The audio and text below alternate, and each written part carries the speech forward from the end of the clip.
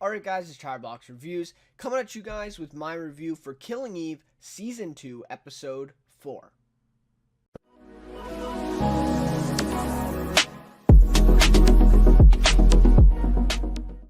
Alright, so we're already halfway through with this episode. We're halfway through Season 2 of Killing Eve.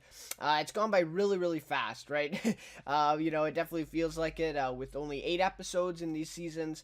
Right, some other shows have, even 22, 13, and a bunch of these.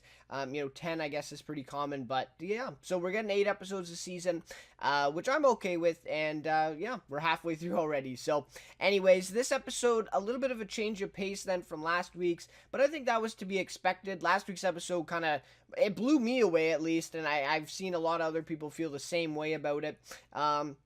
And so I was really happy with last week's episode. I thought one of the best of the series so far. Really awesome. And this one, I enjoyed it. I mean, don't get me wrong, I enjoyed it, but there were a couple things in here that I just wasn't really, buying into. I wasn't really okay with in terms of the writing aspect.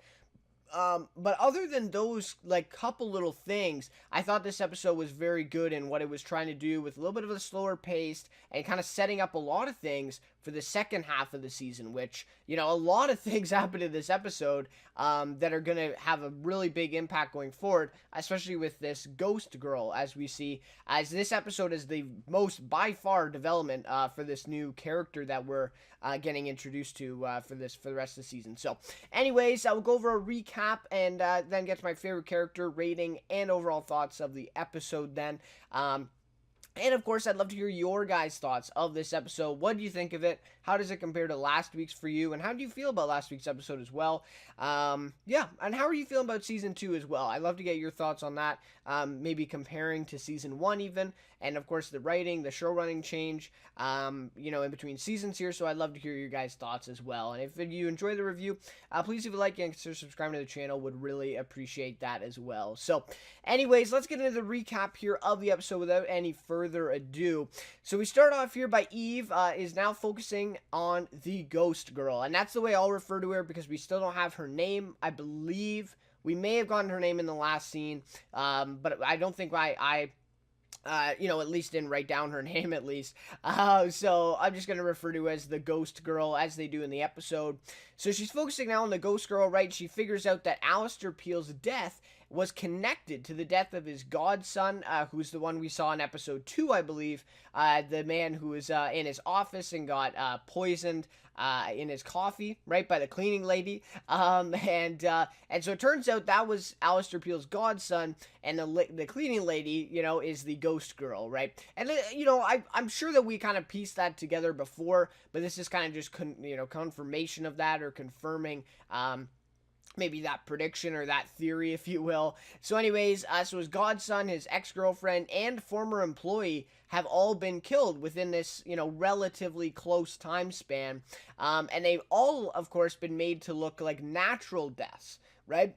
And so before, no one really considered anything, right? No one considered that they were connected in any way because they look natural. I think he was, a heart attack, an allergic reaction was anaphylactic shock was the one, right? And so, they're made to look natural, and it actually worked until Eve started looking into it more. So now she figures out they are all connected, and it makes a lot more sense that they all connect back to the Peels, right? They all connect back to Alistair Peel and this whole connection of this family and his former employees and everyone involved. So then we see that Jess and Eve head to the Peels, right? So they head to the company, and we already met, I think it's Aaron Peel is his name, who is Alistair's son. And we've already met him in episode, I believe it was episode 2, where Eve went to meet the family and ask if they have seen Villanelle's face before, right? And you remember that scene there with Carolyn. And so we go then to meet this Aaron Peel guy, the son again, only in a totally different setting. And I believe it's been a couple weeks at least, or a few weeks, since they have met before. So even just go to visit his son at their big tech company, to ask about the murders and kind of get some insight into what's going on with the company and why this might be happening, right? And so, of course, I love the big tech company, the setting of it too, just kind of a nice little feel here. And I do like the whole interaction in this scene. is something different than we've seen really before, and it's really kind of shady, right, the way he acts. So he completely plays off the murders, acts very shady about things. You know, he says, well, people die and all this stuff, right? He had 20,000 employees and people die. So really kind of playing this off, not, you know, basically subscribing to Eve's theories here that she's telling him about these murders being connected. And even Jess is kind of telling her to stop giving all this information to him, which may actually be a smart idea depending on where Aaron is at on this and if he really is responsible for these deaths. So anyways, so he's angry at them for not finding the killer of his father as well. So, of course, this kind of contributes then to his kind of resentment of them and in general the MI6 organization and how they haven't been able to find the culprit pretty much for his father's death. So Eve brings up the fact that they are selling the company, or at least parts of the company, where he won't even answer, right? And so how this, selling of the company may have something to do or may be connected to the killing. So, it really all comes full circle there. And then you see right when Eve brings this up, the son denies to comment with the help of his lawyer who comes in. So even more shady, right? I mean, this is not helping his case. And so it does seem as though, I'm not saying that he's responsible for the murders, but there's definitely something going on here, and I think the selling of this company definitely has something to do with it, or kind of is contributing to this situation. So, anyways, a really nice scene here to start off the episode and kind of develop some things for later, for later to come. And also, I mean, this kind of establishes then who the ghost girl, is killing for, because it seems as though, at least that they know of, the only kills that she's done is for this, kind of connection with the Peels, and she hasn't done any other kills. So they know who she's kind of working for. They kind of know, right, or maybe the purpose for why she's working there. And this kind of helps them build off that a little bit more later in the episode. But definitely some shady stuff going on there with the son. So then we see Constantine and Villanelle settle in Amsterdam, or settle in Amsterdam. So this was awesome. It was a nice setting for this episode, where Villanelle was. So, of course, this is her next job. And, of course, they're going freelance, as Constantine said at the end of last episode, with that big twist, how he came in and ran off with Villanelle again, and they decided to be partners, and like I said, they're going freelance, splitting it 50-50. So she's not working for a 12 or an organization. She's just working for, single people that are, going to pay some big money to get some people killed, I suppose. So when she has free time, we see her write a postcard to Eve saying, I think it's Eve, darling, I hope you haven't forgotten me. This was pretty great, right? We this was pretty awesome to see this postcard, and to me this is, just a really confirmation of that Constantine and Raymond's comments about Eve are getting to her now, right? A confirmation that she believes them and that, maybe she isn't interested in her anymore. And we see this whole development come through in the rest of the episode, especially towards the end. And this postcard, to me, symbolized that. It symbolized that confirmation of, okay, maybe she actually is worried, right? Because before, we just saw her play it off. She kept saying, oh, no, I'm not jealous and whatever. But now we see she's alone, nobody to impress or, put up a wall kind of against. And she ends up writing this postcard to her. So Constantine then voices his concern that she is getting too soft now because of her obsession with Eve. And we kind of get the idea, right? Could he be right? Like, could he be right that she is getting a little too soft? And again, earlier scenes in this episode, also showed that, it seemed as though she wasn't as focused, right? And she was really kind of out of her element a little bit, but right after he says this, the next scene with Villanelle, it's like, nope, nope, she is not getting too soft, not at all, right? And this was a great little scene to put in here right after he asks her if she's too soft, right?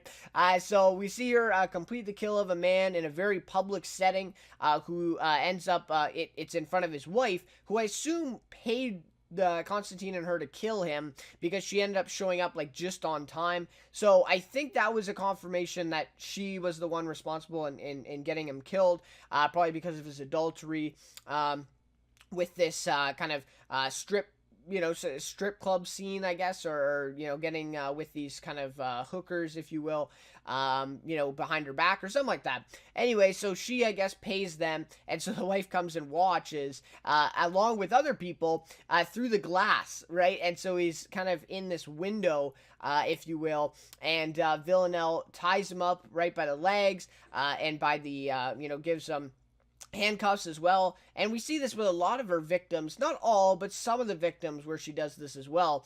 And so anyways, then she slits his torso open as he's hung upside down, just absolutely brutal. And we kind of see it too, so really kind of a lot of gory stuff in that scene. So anyways, of course, this recreates the picture that you saw in the museum earlier, where we saw pretty much this exact scene where a man was, hung upside down and he had his torso kind of slit open.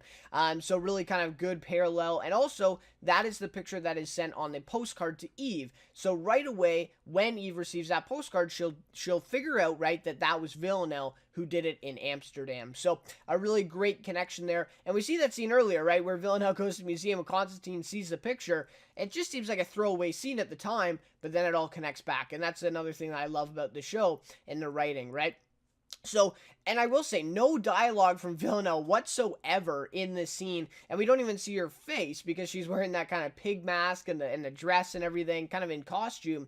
Yet it was still so creepy and unnerving here. And so that's just, I don't know if that necessarily speaks to Jodie Comer's acting. I mean, she did an amazing job, but I think more so the writing, right? And because we know so much about this character and we kind of know what to expect, we know that, we still feel that, even though we have no dialogue from her, saying any creepy things or necessarily, making any creepy kind of unnerving faces, we still get that feeling the whole time, like something bad is going to happen.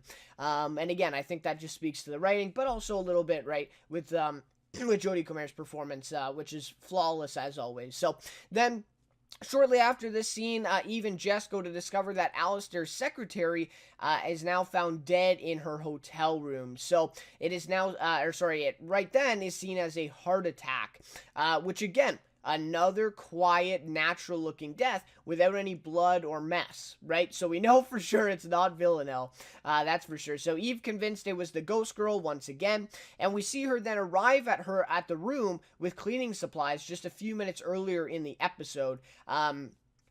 Again, though, we don't see her face, so it sounded like kind of a thick accent to me at first, which sounded similar to Villanelle's at the time, but I looked it back after I saw the end of the episode. Obviously, it's not Villanelle's accent. It's a little bit different.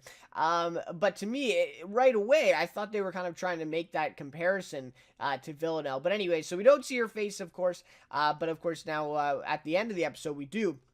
And so I like the way that, again, they set up this scene earlier, seemed like kind of a throwaway scene. Oh, a maid is just going to this woman's house.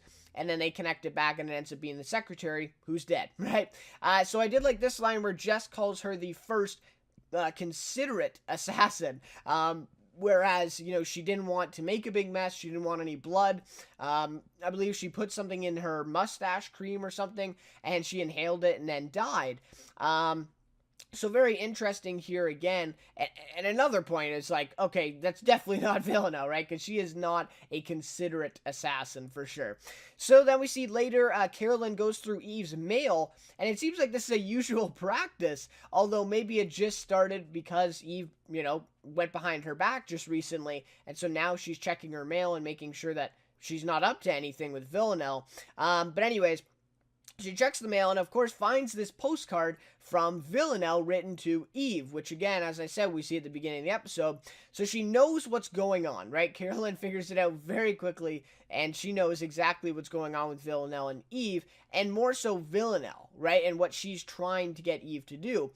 So she decides to send Jess to Amsterdam to investigate the man's body instead of Eve, right? Purposely so that she will be left focusing on the ghost girl instead of Villanelle for once, right? So Carolyn just, and I love the way this scene plays out as we see Eve kind of eager to go, yet Carolyn is not gonna buy into it, right? And I do believe, right, that she really did make Carolyn angry here, and she will have to regain her trust once again, because in this scene, before this, Carolyn probably would have caved in and been like, okay, fine, you can go, right? That's the way we've seen Carolyn in the previous episodes before last episode. And now the tables have turned, right? She really doesn't trust Eve again, and or for once, right, for the first time. And so a very different dynamic here with Carolyn, and she was great in this episode, by the way. Had a little bit more of a significant role in this one. I thought she was really great. So, anyways, she sends Jess instead of Eve, which ends up having huge consequences for Villanelle, right? So then we see Jess arrive at the on the scene as Villanelle patiently waits for Eve, as she watches through the window across the street.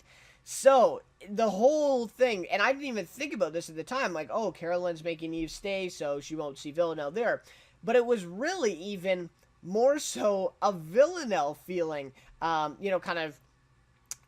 detached from Eve, more than Eve being detached from Villanelle, actually. So, looks very emotional, right? Villanelle even kind of emotional at the sight of Jess instead of Eve, right? She was waiting for Eve to show up. And again, the whole postcard, it would have all lined up and kind of connected where Eve would have known it was Villanelle's work. So the decision hurt both of them at the same time, right? With Carolyn not sending her, but perhaps, like I said, more so Villanelle, as she feels that Eve truly is no longer interested in her because she didn't show up, like she usually does, right? Every other time she's shown up, and now she doesn't show up. So again, this really just speaks back to what everybody has been telling her. And again, it's a confirmation that maybe she isn't interested in me anymore, right? Maybe Raymond and Constantine were right, And again, obviously we know it's not true, but to Villanelle in this case, it seems like that because she didn't show up. So, and she sent somebody else, right? So, anyways, a really nice way to play things here. So, meanwhile, while Eve and Hugo go out to eat, by the way, I'm not going to talk a lot about this, but this was the scene that just seemed really out of place and very weird to me. The whole, Hugo going in to kiss Eve and Eve being okay with that. No, I don't know. I did not feel that scene at all. I felt like it was really forced. And to me, the whole point of that scene was to get that line from Eve saying, do you like watching her or do you like being watched? And she said both, which is definitely an interesting line, kind of confirming the way that we think Eve has felt this whole time. But really? I don't know. I thought that scene was really forced, really contrived, really kind of out of place in this episode. And the Hugo character, I don't know. I like the way I don't know. He just seems more annoying than anything. Right? Kind of an unlikable guy. But then in this scene, you're supposed to like him because they're about to kiss. And I don't know. And there was no alcohol involved or anything in that. So it's not like you could say, oh, well, Eve was a little, under the influence or, drunk, if you will.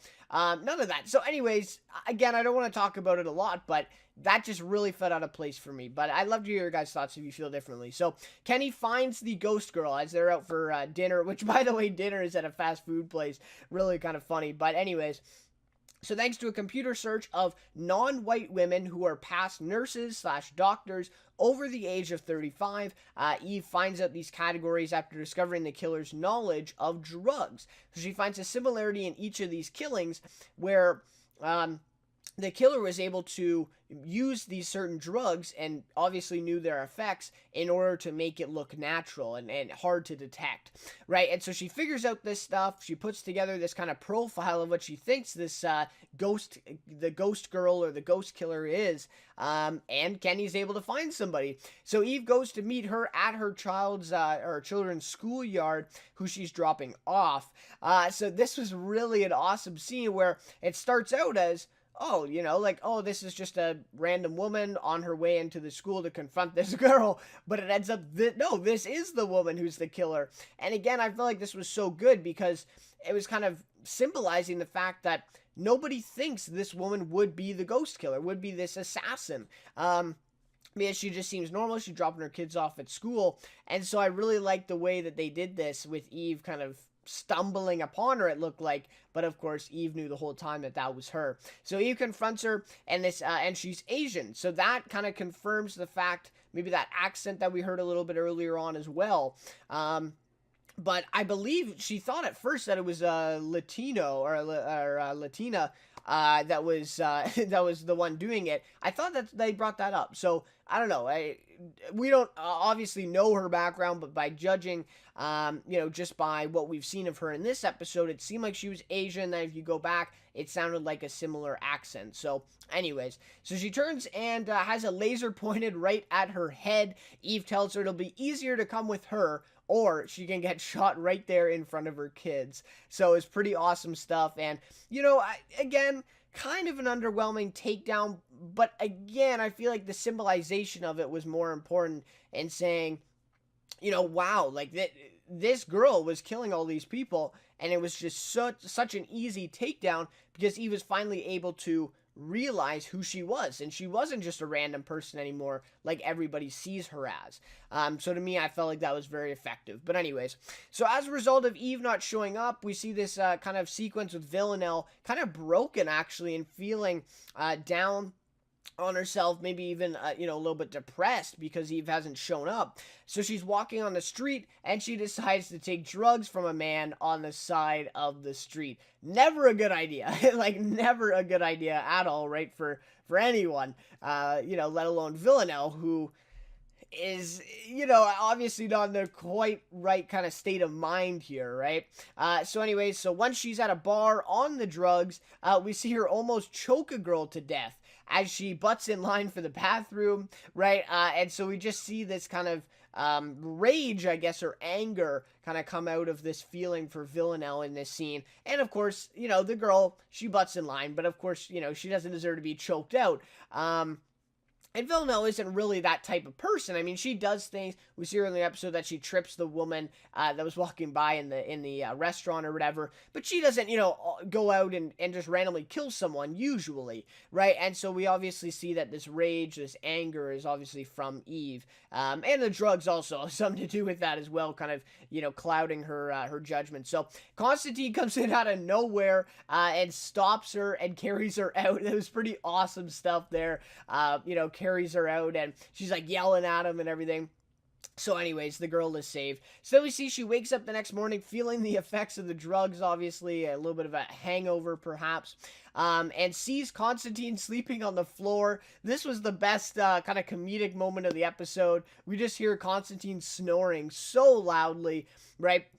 And then Villanelle's reaction to him on the ground just laying there. So great, right? I just love this reaction. And again, Jodie Comer's facial expressions steal the show. I mean, like, every time in these scenes she performs, and her reaction here was just awesome. So anyways, so then, of course, what does this mean for their partnership going forward, right? Because this is the first time we've seen Villanelle kind of lose all self-control before. I don't think we've ever seen this before, at least to me.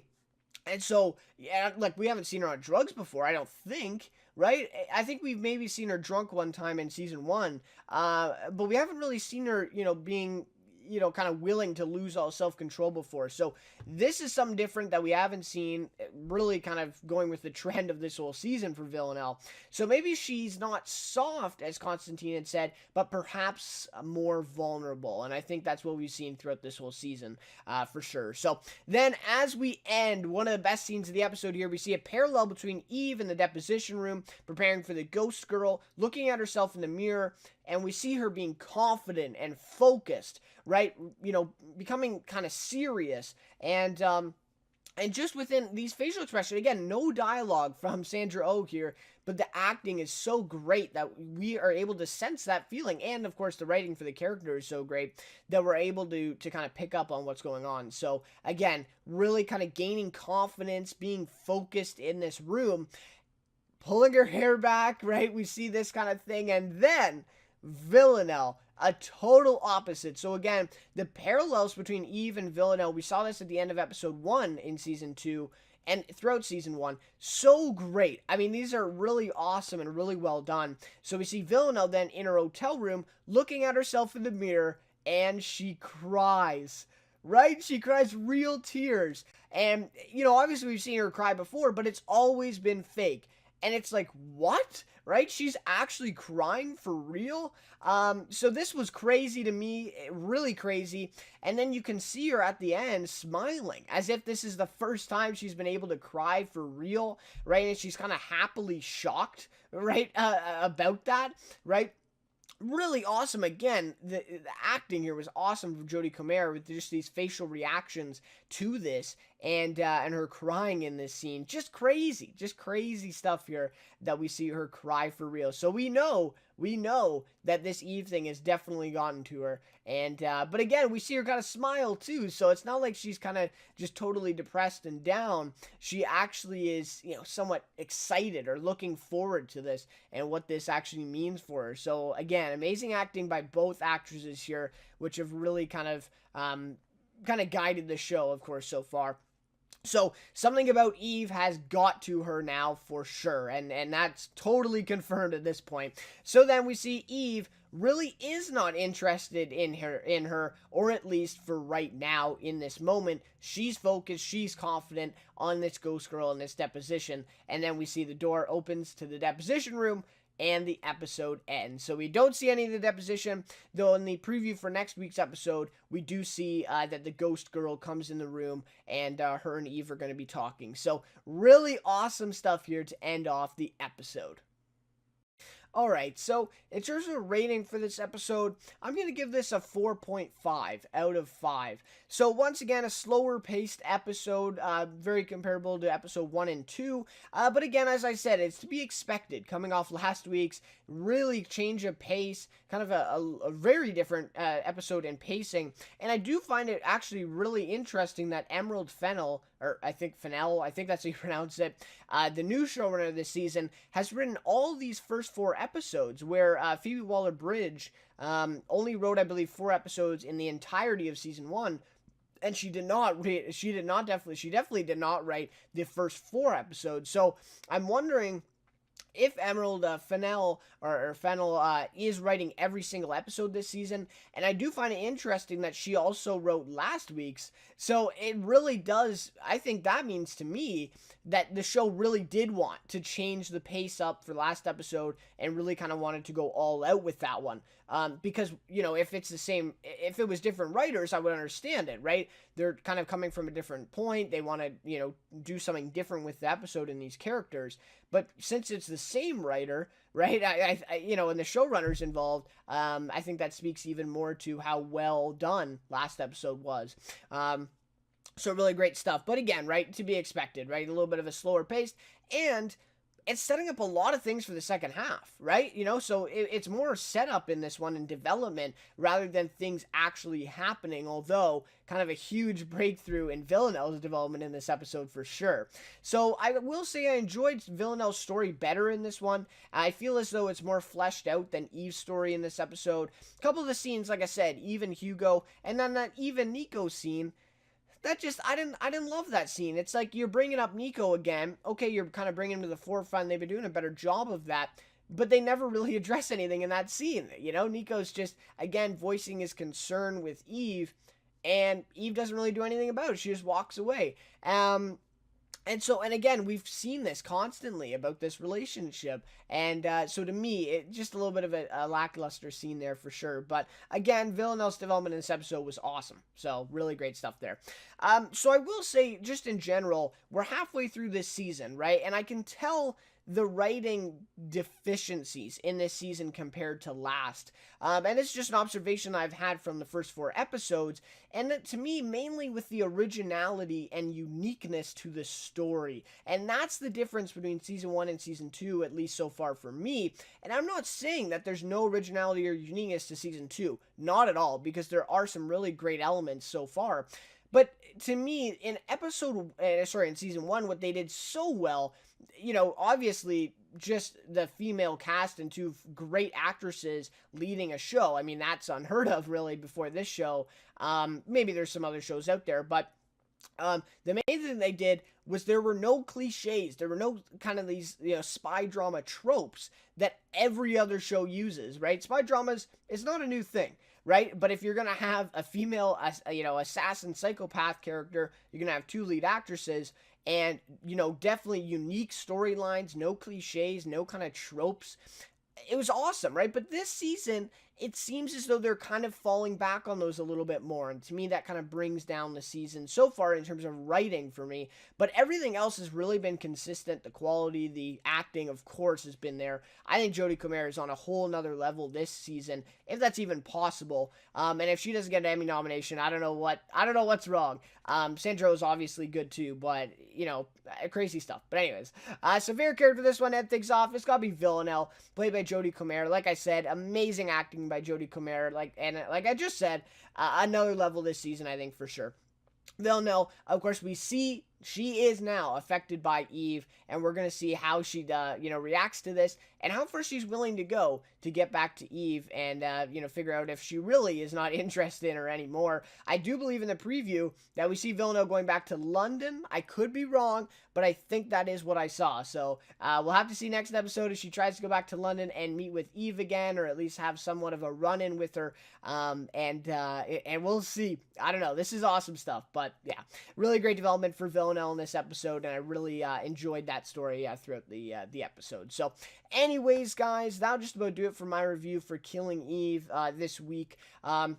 Again, halfway through this season, really looking forward to the rest of the season. So far for me, it hasn't been as good as season 1, but honestly, season 1 was so good, right? It's really hard to top that, quality, especially with the showrunner change too. I think they're doing a hell of a job for the circumstances involved, and I really do enjoy the show still. So anyways, thank you so much for watching. Again, love to hear your guys' thoughts of this episode and the season so far, as I stated before. Also, thank you so much for the support on the channel and these reviews. I do really appreciate it, guys. So anyways, that'll just about do it for me. We'll see you guys then next week for Killing Eve season 2 episode 5. There's something about the way you are that makes me